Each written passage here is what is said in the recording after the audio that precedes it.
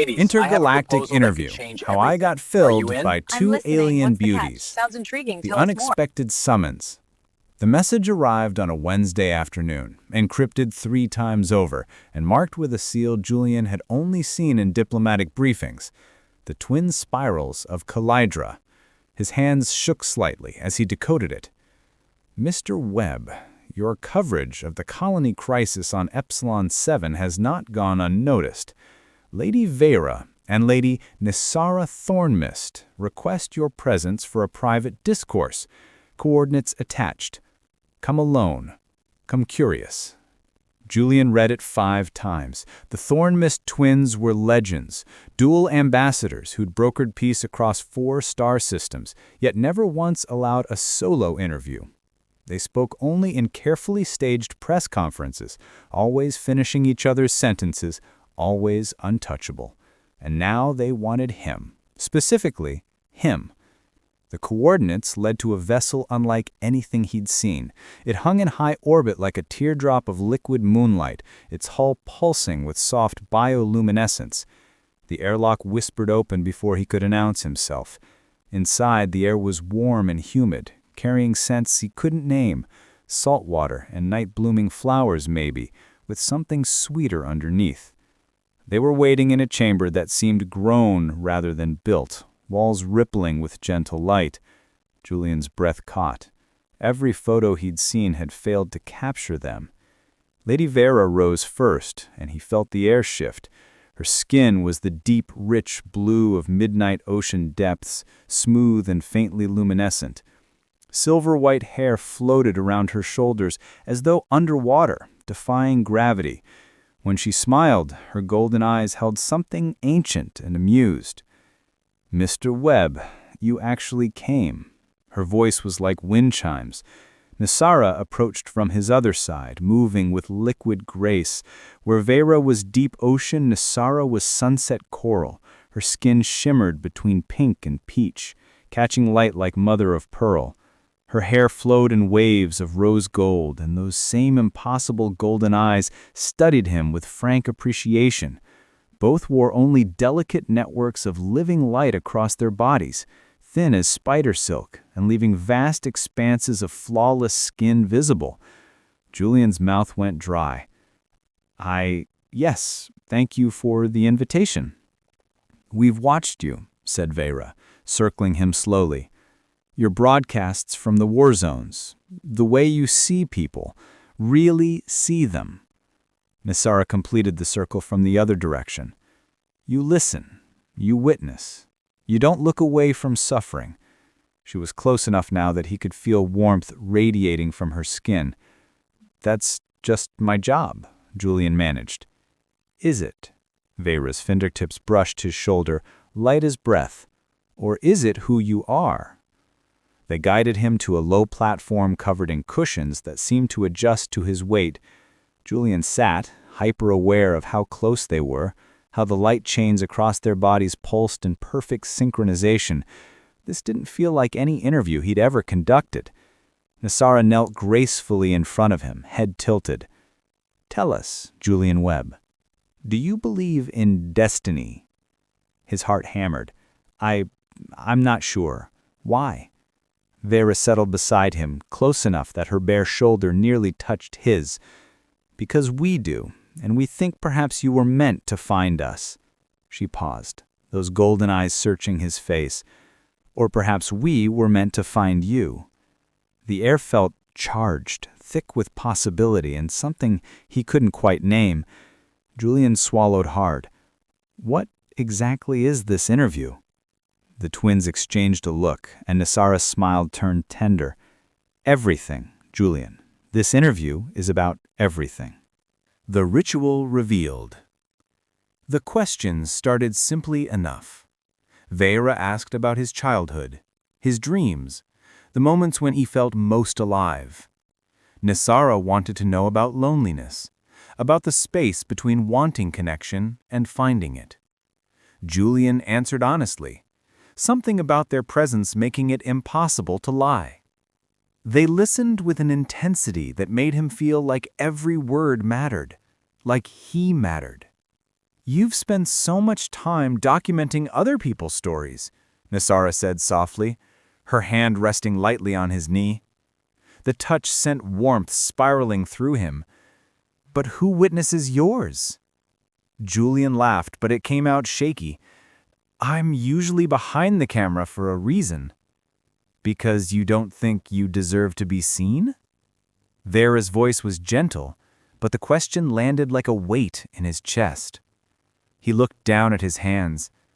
Maybe. Or maybe I don't know. Sometimes I feel like I'm watching my own life from the outside. Like I'm always documenting, never actually living.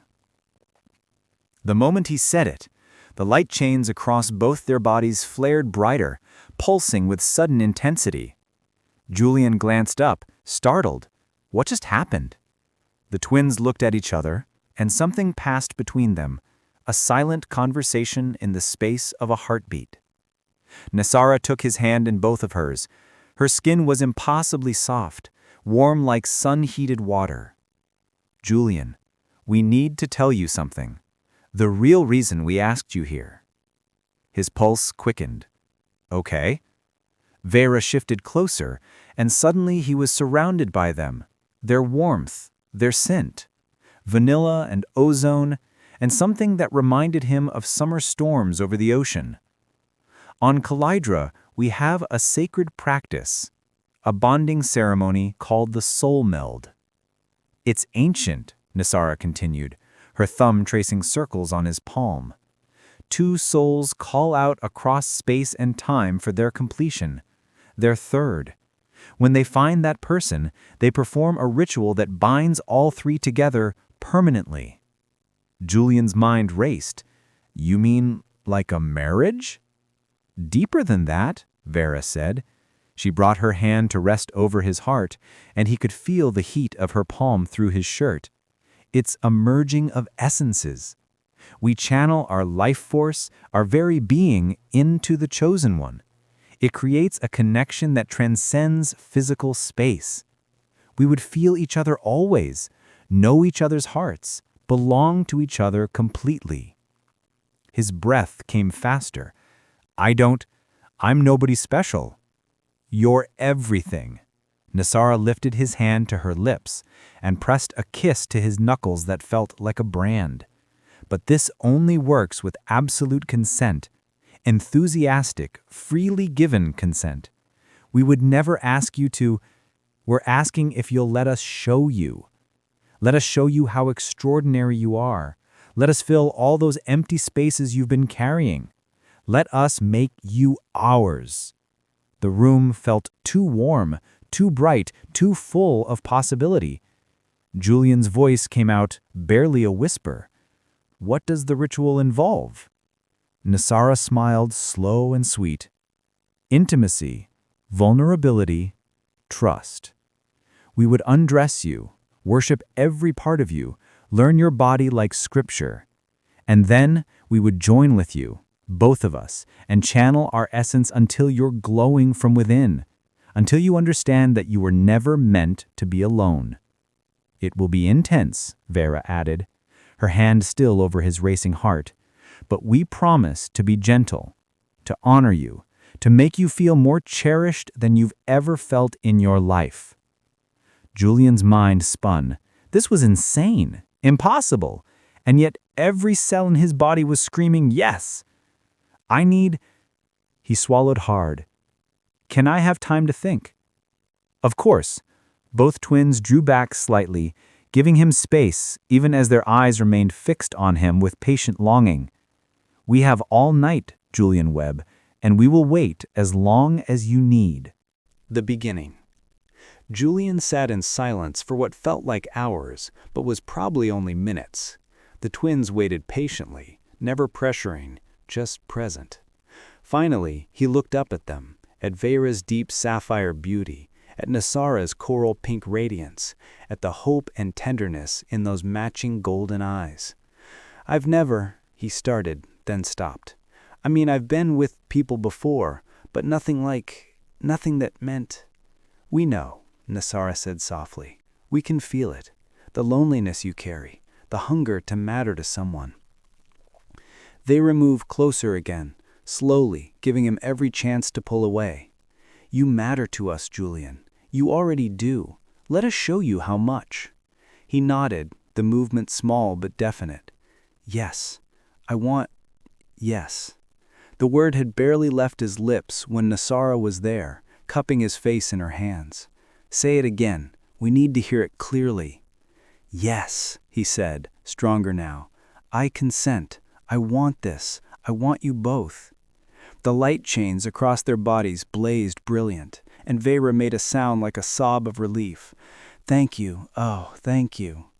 They moved together with practiced synchronization, kneeling on either side of him. Nasara's fingers found his collar of his shirt. May I? Julian nodded, and she began unbuttoning slowly, reverently. Each new inch of exposed skin was met with a whispered word of praise. Beautiful, she murmured, pressing a kiss to his collarbone. So beautiful. Vera's hands worked at his belt, her touch feather light. You're trembling. Are you afraid? Nervous, Julian admitted, but not afraid. I trust you. Good. Vera smiled up at him, and the warmth in that expression made his chest ache, because we're going to take very good care of you. They undressed him piece by piece, never rushing. When his shirt came off, Nasara traced the scar on his shoulder from shrapnel in a refugee camp. You carry the world's wounds, she whispered, kissing the mark. Tonight, let us carry you. Thera found an old burn on his ribs, barely visible now. Her lips followed the line of it. Every mark tells us who you are, a witness, a survivor, ours. By the time Julian was bare before them, he was shaking for entirely different reasons. No one had ever looked at him like this, like he was precious, like he was art. Tears slipped down his cheeks without permission. Hey, Nasara caught them with her thumbs. What's wrong? Nothing's wrong, he choked out. No one's ever... We see you, Thera promised, her hand splaying across his chest. Beneath her palm, his heart thundered. Every part of you, and we cherish all of it. They guided him back onto the cushions, and the twins positioned themselves on either side of him. The light chains across their bodies were pulsing rapidly now, responding to their heightened emotions. Nasara leaned down and kissed him, soft and sweet, tasting like starlight and promises. When she pulled back, Vera was there, her kiss deeper, more urgent. Julian's hands found their waists, marveling at the warmth of their skin, the way they seemed to hum with energy under his touch. You're incredible, he breathed. So are you, Nasara whispered against his neck, and we're going to spend all night proving it to you. Vera's mouth traveled down his chest while Nasara kissed him breathless. Their hands were everywhere, learning him, mapping him. Every touch was deliberate, worshipful. When Julian gasped, they paused. Too much? Vera asked. Not enough, he admitted, and felt them both smile against his skin. Then let us give you everything, Nasara murmured. The light chains on her body began to glow brighter, and she met Vera's eyes over Julian's trembling form. Are you ready, sister? Ready, Vera confirmed. She looked down at Julian with such tenderness it made him ache. This is where the ritual truly begins. We're going to fill you with our essence now, Julian. You'll feel warmth, pressure, overwhelming pleasure. If it's ever too much, just say stop. We'll hear you. We'll always hear you. I trust you, Julian said again, meaning it with everything he had. Nasara kissed him once more. Then let us love you, the way you deserve. The merging. The first touch of their essence felt like liquid sunlight. Nasara's mouth found his, and suddenly there was warmth flooding through him. Not just physical heat, but something deeper, something that lit him up from the inside. He gasped against her lips, and she made a soothing sound. Breathe, she whispered. Just breathe and let it fill you. Vera's hand steadied his hips as she positioned herself, and then there was more. A sensation like being submerged in warm honey, viscous and sweet, and everywhere at once. Julian's back arched involuntarily, overwhelmed by the intensity. "That's it," Vera murmured, her voice thick with emotion. "You're doing so well, so perfect for us." They moved in perfect synchronization, a rhythm as old as their world. The essence they channeled wasn't just physical, it carried memories, emotions, centuries of longing and hope. He could feel their devotion pouring into him, filling every empty space he'd carried for years. Tears streamed freely down his face. "I know," Nasara soothed, wiping his cheeks while never breaking the connection. "It's overwhelming. You've never been truly seen before, have you? Never been filled this completely." He couldn't form words, could only shake his head. The pleasure was building exponentially, but it wasn't just physical. It was emotional, spiritual, something that touched parts of himself he didn't know existed. Through the haze, he became aware of light. He was glowing, actually glowing, soft gold radiance spilling from his skin.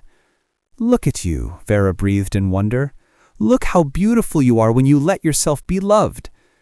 The twins increased their pace, their own bodies blazing with bioluminescent white that reflected and amplified his own glow. The chamber filled with swirling colors, sapphire and coral and gold, all dancing together. Julian felt something building, a pressure that wasn't painful but profound, like his entire being was expanding to hold more than he thought possible. "We've got you," Nasara promised, her golden eyes locked with his. "Let go, Julian. Let us catch you." "You're ours now," Vera added, her voice breaking with emotion. "Ours to cherish, ours to protect, ours to love for all the rest of our days."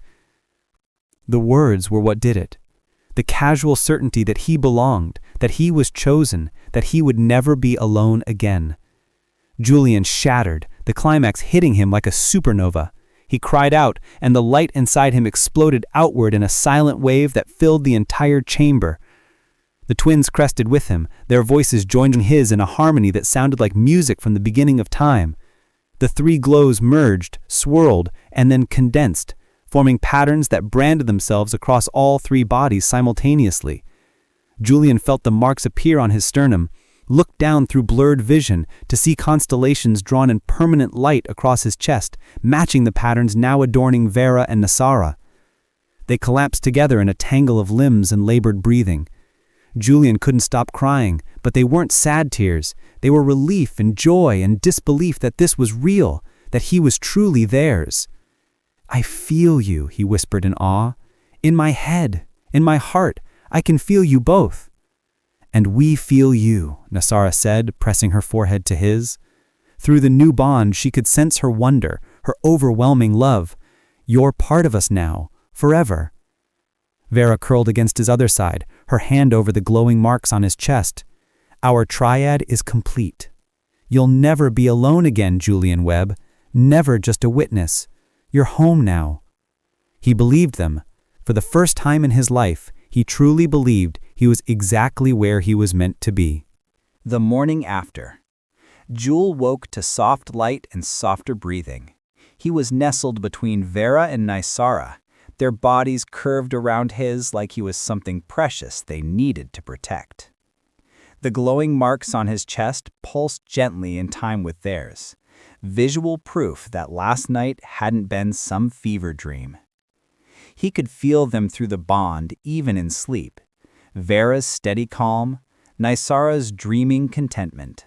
It was strange and wonderful, like suddenly having extra senses he'd never known he was missing. "You're thinking very loudly," Nisara murmured without opening her eyes. Through the bond, he felt her amusement, warm as honey. "Sorry," Julian whispered, "still getting used to this." Vera stirred, stretching like a cat.